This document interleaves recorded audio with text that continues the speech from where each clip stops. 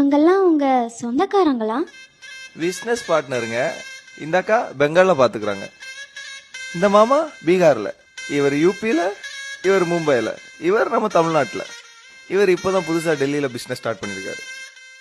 India ஃபுல்லா business பண்றோம். அவங்க சம்பாதிக்கிறாங்க, நான் நல்லா சாப்பிடுவேன்.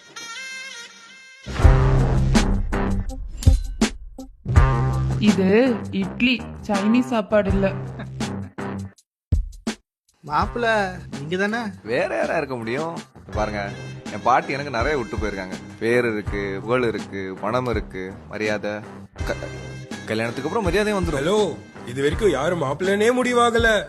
நான் வேணா மாப்பிள்ளையா இருக்கேன், எனக்கு எந்த குறைச்சலும் இல்ல. நோ, நீ கொஞ்சம் கம்முன்னு உட்காரு. எங்க பிசினஸ் இவரதோட ரொம்ப பெருசு. நானே மாப்பிள்ளையா இருக்கேன். என்ன சொல்றீங்கப்பா?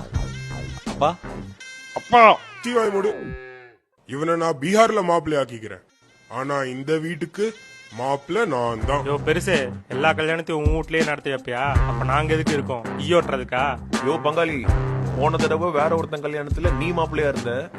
இப்போ உன் கடையே உன் பேர்ல இல்ல. உன்ன இரு இரு இரு இரு, இத பத்தி நம்ம அப்புறம் பேசிக்கலாம். அண்ணா, இவரோட மேனேஜர் தான் மாப்பிள்ளையாவாரு.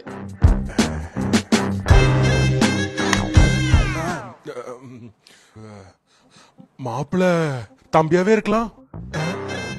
Absolutely right. அப்ப நான் என்ன தக்காளி தொல்ல?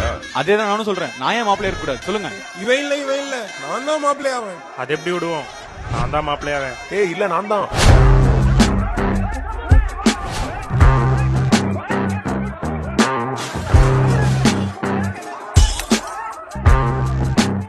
வீட்டை பத்தி கவலைப்படாதீங்க அங்கிள்.